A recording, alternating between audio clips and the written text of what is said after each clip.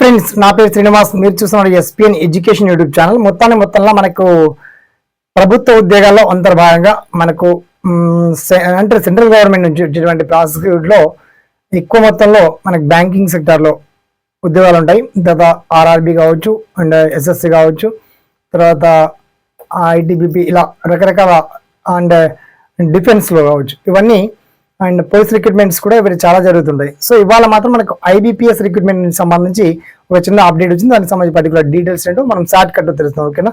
So let's start our topic. మొత్తానికి IBPS recruitment సంబంధించి మనకు రీసెంట్ 6128 కాళ్లతో నోటిఫికేషన్ రిలీజ్ చేస్తారు. ఓకే, అంటే బ్యాంకుల్లో manager, assistant manager, clerk and POs తదితర ఆఫీసర్లకు సంబంధించి ఈ ఎగ్జామ్స్ ని కండక్ట్ చేయడం జరుగుతుంది.